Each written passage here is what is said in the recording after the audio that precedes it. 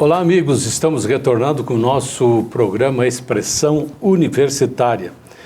E o espaço de hoje está destinado para falarmos de mais um assunto importante, um evento importante que irá ocorrer de 4 a 6 de novembro aqui na URI, que é o 3º Simpósio Sul-Brasileiro de Farmacognosia, promovido pela Sociedade Brasileira, Faculdade de Farmácia da URGS, em parceria com a URI. Para falar um pouco sobre isso, estão aqui conosco o coordenador-geral do evento, o professor José Ângelo Zoanazzi, da URGS, a quem agradecemos pela presença, um grande amigo da gente, já de longa data, já vamos falar por que disso também. A coordenadora do curso de farmácia, a professora Elissara Diefenteller, vice-coordenadora do simpósio, e o professor Luiz Carlos Chicota, da comissão organizadora também, e também professor da universidade.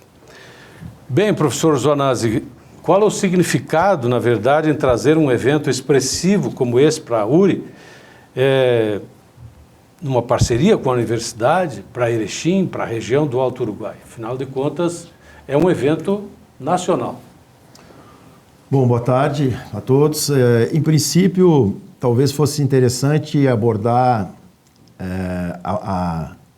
o objeto farmacognosia, né, exatamente, que se trata de um simpósio sul-brasileiro de farmacognosia, sob os auspícios da Sociedade Brasileira de Farmacognosia.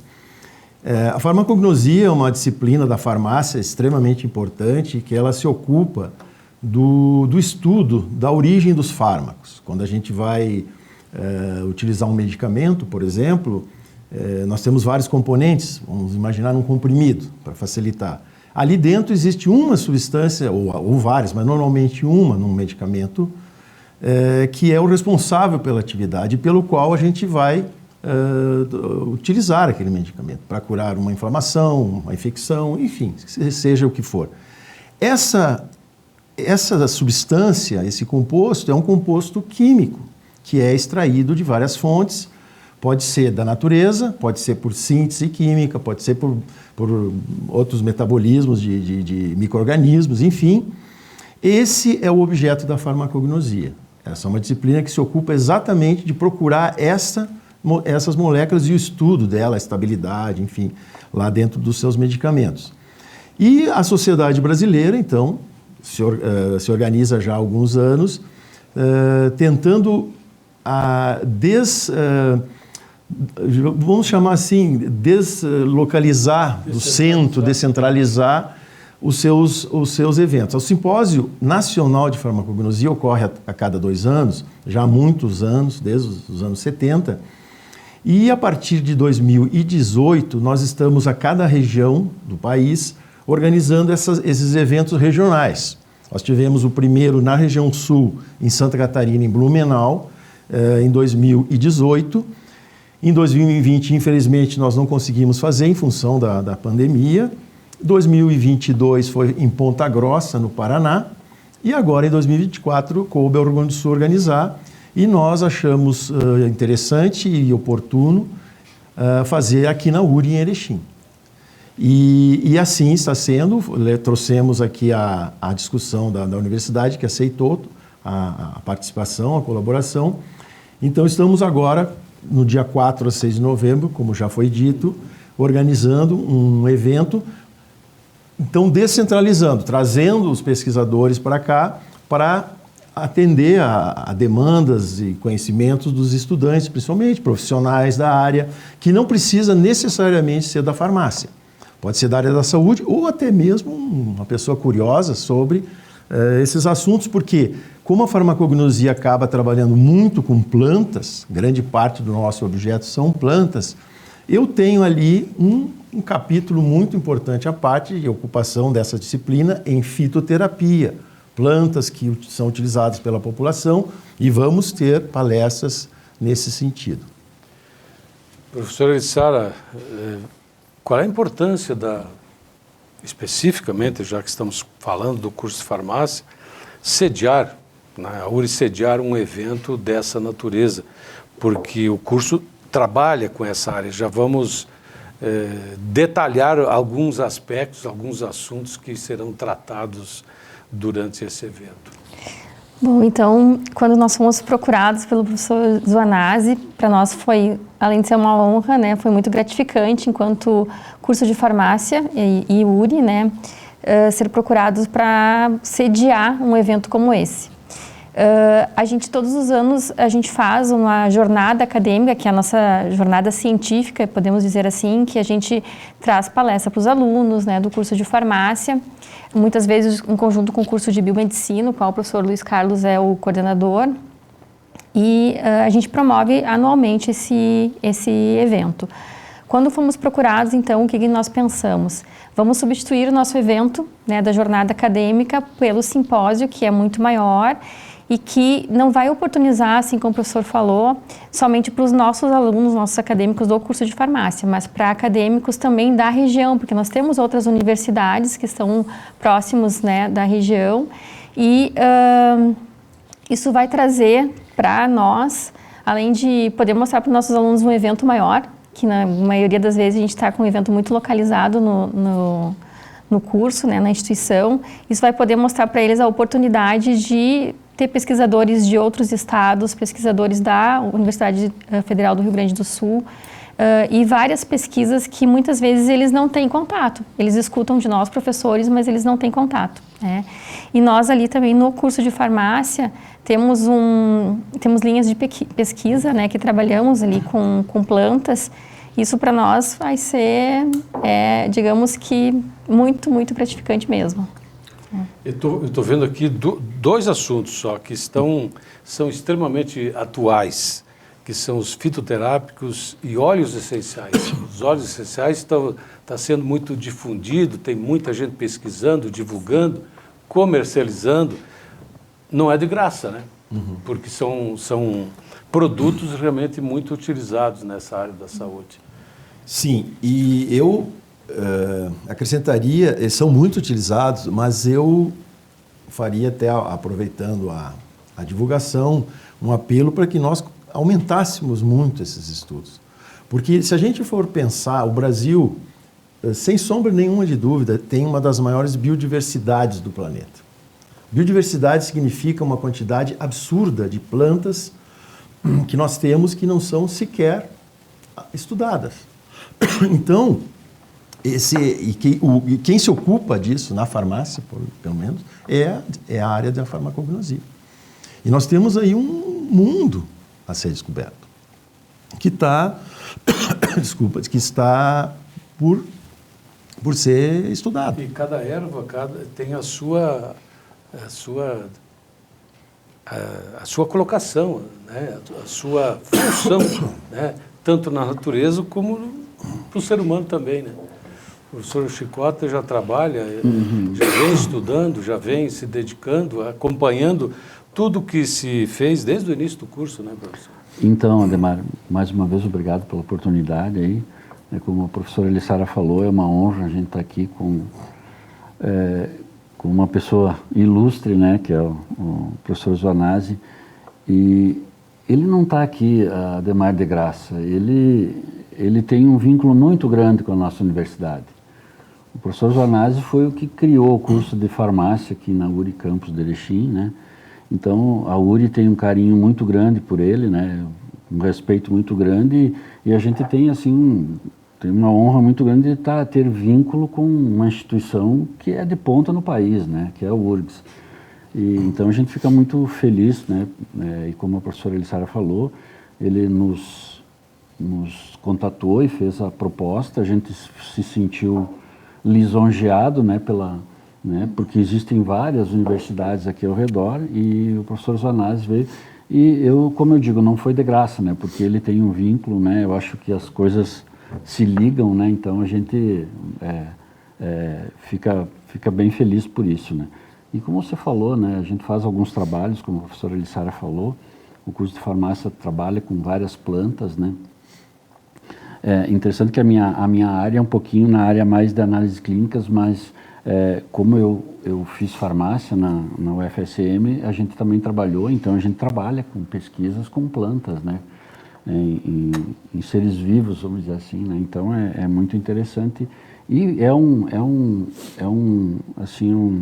evento que vai trazer um conhecimento, coisas atuais, como o professor Joanazzi falou, que deveriam ser muito mais estudadas, né? É um evento assim importantíssimo e, como você falou, é nacional, né? Professor Joanazzi, o que deveria ser feito? O senhor falou em pesquisas, mas o que poderia surgir ainda mais? De que forma as universidades, as faculdades poderiam contribuir ainda mais? Porque a saúde necessita de muitas alternativas também naturais para serem aplicadas em tudo quanto é área. Eu vejo aqui na programação, por exemplo, óleos essenciais na saúde única. O que significa isso, por exemplo? Isso é uma palestra do professor Douglas, que é o presidente da Sociedade Brasileira de Farmacognosia. É um tema ele criou para incitar a curiosidade, enfim. Ele faz muito trabalho... Inclusive a medicina veterinária. Ele faz muito trabalho para o uso veterinário, ele vai apresentar na palestra. Mas eu acho assim, o que precisaria? Claro, a gente poderia cair num lugar comum, precisa incentivo econômico, precisa de editais. Isso me parece que é o lógico e é o esperado, e isso, de certa forma, já existe também. Não dá para se dizer que não exista. Nós não estamos na estaca zero também, não gosto de pensar dessa maneira. Eu vou dar uma opinião muito particular, assim, eu trabalho com isso desde 1984, quando eu comecei com iniciação científica na URGS, fiz mestrado nesses temas, sempre nesse tema, fiz meu doutorado na Universidade de Paris, sempre nesse tema, voltei, dei aula na PUC, ajudei a montar o curso aqui de farmácia da URI, e na URGS desde 97, sempre trabalhando nessa área. O que eu, então, acho que talvez nós necessitaríamos mais é conseguir ligar os estudos, a importância de aprofundar esses conhecimentos e o setor responsável pelo setor industrial, a indústria farmacêutica, sejam as farmácias de manipulação, sejam a farmácia de maneira geral, porque me parece que tem um hiato aí no meio que dificulta essa engrenagem funcionar. Porque se nós produzimos essas quantidades, às vezes enormes, de trabalhos científicos aprofundados, tem que ter meio que par e passo com o uso disso pela população. E a população, ela talvez devesse ter noção de que isso é importante para ela. Isso não é um trabalho para pesquisadores somente estudarem para si, porque tem que ter essa noção. Se alguém está pesquisando algo sobre alguma doença, né, com medicamento que vai auxiliar, isso lá na frente vai me servir, vai servir para minha família, vai servir para alguém, né? Porque vamos colocar num espectro de melhoria da saúde nos últimos séculos da humanidade. O medicamento é fundamental. Nós tivemos avanços na cirurgia, sim, cirurgias menos invasivas, processo de recuperação, né, fisioterapia, a psicologia também participou muito da pessoa conseguir. Mas pense se o grande avanço não foi na área do medicamento. Eu não tenho como ter um avanço de fato em saúde se não foi com o medicamento, melhores medicamentos com menor toxicidade, com efeito colateral controlado, a farmacocinética, a farmacologia mais estabelecida, etc, etc. Então, não é que seja só isso, mas é fundamental. Então, voltando, de certa forma, à pergunta inicial, a população ela teria que, de alguma forma, dizer assim, continuem pesquisando, façam mais pessoas estudando isso, né? O fomento público que já existe, mas mais fomento, parcerias com empresas que também já existe. Tudo isso que estou falando, estou dizendo que não existe. Seria incrementar No caso específico, eu me expandi um pouco na questão do medicamento, da importância da farmácia nesse contexto da saúde, mas aí voltando à farmacognosia e insistindo, a quantidade de plantas que nós temos é algo inimaginável. É na escala de milhares, algumas sequer foram estudadas, nem quimicamente, nem farmacologicamente. Às vezes nem a taxonomia botânica é conhecida, porque é muita coisa. Isso nós estamos só na Terra. Nós temos um universo no mar. Nós temos o bioma marinho, que é muito pouco estudado, que é mais difícil coletar. Ali nós temos um arsenal de moléculas quase infinito, que está ali, entende? Então, sabe-se lá quantas doenças estariam podendo ser melhoradas, diminuídas, enfim, com essas moléculas, né? O aporte de novas estruturas que estão aí. Então, eu acho que o grande apelo seria, sim, isso é importante para a sociedade. Não é porque eu sou da área da saúde, isso é importante porque eu sou um ser humano. E aproveitando a palestra do professor Douglas, para os animais também, seja no uso veterinário, seja de que seara for. Entendeu? Isso é um campo que tem, e a gente é muito suspeito porque trabalhamos nisso, mas não é só por isso, que teria que ter muito mais incentivo, assim, ser muito importante, extremamente relevante, num país que tem, se não a maior, com certeza, uma das maiores quantidades de plantas aí, e um litoral monstruoso também, que poderia ser todo ele estudado. Não tem uma barreira nesse meio do caminho que precisa ser superada? Remédios, fármacos químicos e fármacos, já que estamos falando naturais, tudo é química também, mas como é que se supera, como é que está sendo estudado, negociado, digamos assim, porque nós temos a área médica e a área farmacológica. Então eu sei que existe uma certa polêmica em cima disso. Isso está mais tranquilo hoje em dia? Ou... Nós temos que pensar que, na realidade, quando a gente fala de estudo de plantas, a gente não está falando unicamente do uso da planta ou como um chá. Apenas isso. Nós não estamos falando apenas disso, né? A gente está falando, inclusive, para exemplificar, até para que os ouvintes, né, conheçam, nós temos medicamentos que hoje se imagina que eles são somente químicos, claro que são, porque são sintetizados, mas que foram descobertos a partir de plantas, né? Por exemplo, a morfina. A morfina é um composto que foi extraído de plantas, né? Hoje é sintetizado em laboratório. Então, o estudo da planta vem também do contexto de tentar identificar que composto químico que tem aquela ação e que no futuro talvez possa virar um medicamento. Então, a gente não está falando dessa questão apenas de uso de um fitoterápico. Fitoterápico é um medicamento a partir de plantas, né? Mas a gente não está falando somente do uso da planta em si. Mas o estudo da planta, ele passa por tudo isso, né? Tanto da utilização da planta como uma fonte de algo que possa beneficiar a saúde, mas também de um composto que está nela e que pode servir para uso, né? Porque nós temos também a comunidade, as pessoas que acreditam mais em produtos desta natureza ou produtos apenas químicos, que também têm esses componentes naturais. Então, a gente sabe, as pessoas são às vezes mais céticas, outros nem tanto, e tem tudo isso também. Mas, Ademar, o que o professor Zoanazzi falou, existe aquele ato entre a pesquisa e a empresa. Eu trocaria esse ato, professor, por financiamento, por investimento, né? Eu acho que falta investimento mais na pesquisa, né? Claro que são várias as situações, né? Mas como o professor falou, a matéria-prima, vamos dizer assim, é enorme a quantidade. O que falta é até chegar, né, no ser humano, até chegar para o uso, isso é um caminho longo, né? Um caminho grande. Então, isso também exige assim, um custo, eu diria que um custo alto, né? Porque a pesquisa, ela tem seus custos, né? Então, eu acho que esse ato também, né, as empresas ficam um pouco, né, receosas, enfim, né? Mas essa diferença, eu acho que tem a ver com investimentos.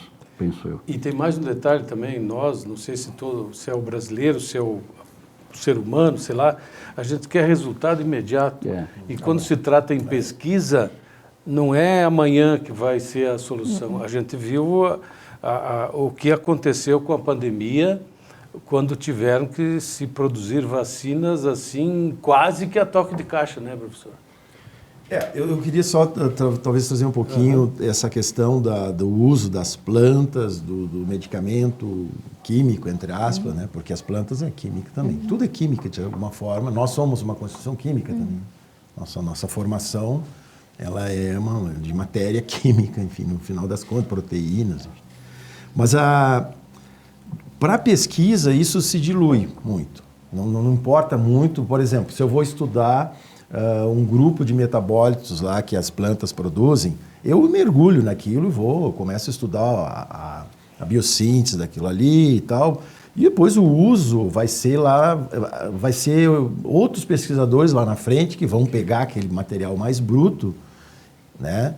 Porque eu não tenho como aprofundar cientificamente em um tema pensando que dali 3, 4 anos eu tenho que colocar ele no mercado. Então, a pesquisa fundamental básica, ela nunca deve ser abandonada. Alguém tem que ficar bolando coisas assim muito fora da casa, para assim, não, eu vou estudar essa família aqui, é uma família botânica lá, ele começa a estudar, e ele entrega para a humanidade publicações disso, de uma robustez muito grande e muito consolidada. Dali eu vou aí vem um segundo pesquisador, um terceiro, e vão aprimorando. Aí alguém diz, olha, isso aqui funciona para tal doença. Daí nós vamos adaptando. Essa é uma linha, assim, uma história colocada bem longa até. Então, o estudo ele é fundamental, entendeu? Porque vejamos o seguinte, aí nós começamos a entrar em algumas áreas interessantes que seria a própria existência da ciência. O ser humano, ele não fosse a ciência, nós estaríamos gruindo em cavernas até hoje. Isso é fácil, é só olhar. Hoje, nós tivemos milhões de anos, os dinossauros reinaram no planeta, milhões de anos. O Homo sapiens não tem 500 mil anos. A civilização mais antiga tem o quê? 6, 7 mil anos, organizada, né? 12 mil anos que o ser humano ele saiu de coletor, caçador, começou a organizar a agricultura. Os dinossauros reinaram milhões de anos. A gente não consegue imaginar 1 milhão de anos. Que a gente nem tem isso, ou não sabe. Eles não produziram uma caneca, um celular, uma havaiana, um lápis, uma caneta, não fizeram nada. Eles mantiveram como os animais se mantiveram todos. Agora, por que isso aconteceu? Eu prefiro nem entrar nessa seara. Por que uma espécie especial começou a estudar, a ler e pesquisar. Então, esse estudo é fundamental. O conhecimento disso aí que foi levando o ser humano a... Isso se mistura. Voltando aqui à questão da farmacognosia, nós pegamos, por exemplo, civilizações antigas. China, Índia. A China tem 4 mil anos de descrições, a Índia mais ou menos isso, de uso de plantas. E eles não perderam isso. Eles têm... As nossas populações indígenas aqui, eles também usam sei lá quantos anos, nem eles sabem quantos anos eles usam essas plantas. E sobreviveram bem. Ok. O que nós temos aí, essas fronteiras, esses embates, a ciência também se ocupa. A nossa própria farmacognosia se ocupa. Nós temos ramos que estudam a etnobotânica, a etnofarmacologia, que estaria tangenciando a farmacognosia, que é buscar esses conhecimentos, entre aspas, perdidos, né, no tempo. Então, o uso dos vegetais in natura, ele é da natureza humana. Os animais usam espontaneamente. Entende? Agora, como é que, se não fossem os avanços, porque o ser humano ele faz diferente, ele pegou a planta e disse, mas o que tem nessa planta que faz com que eu tenha atividade? Como o exemplo que a Elissara deu. Aí ele descobriu que o ópio, que é usado secularmente, quem é o responsável é a morfina. Se eu isolar a morfina, eu tenho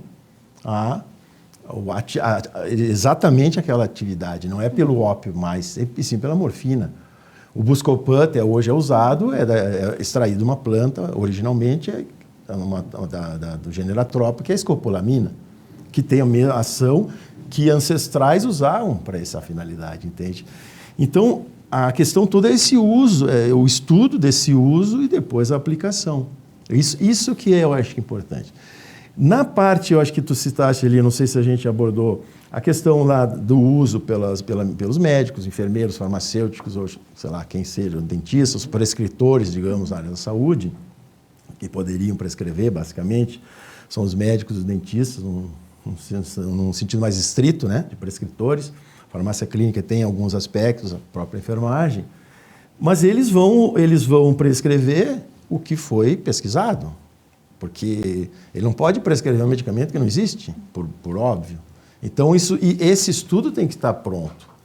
E aí vem aquela coisa também, né, que eu diria,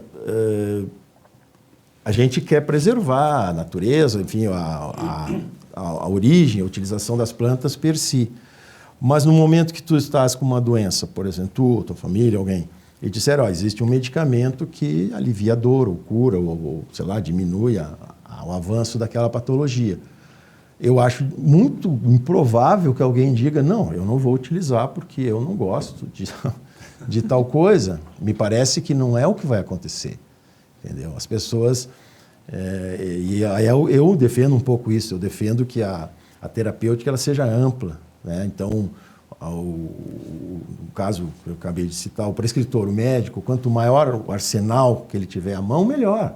Se ele disser, olha, isso aqui está acontecendo um distúrbio e tal, e eu não consigo dormir por uma razão, ele detecta e diz, não, então vamos fazer o seguinte, tome um fitoterápico de maracujá, uma camomila, antes de dormir e tal. E funcionar, digamos, está resolvido. Eu não posso ter o preconceito de dizer, não, mas isso não funciona, isso não pode ser. Mas como não pode ser se aconteceu? Antes de entrar com um ansiolítico, às vezes é uma... Entende? Então, porque às vezes eu vejo que terapeutas usam só um tipo de... restringe.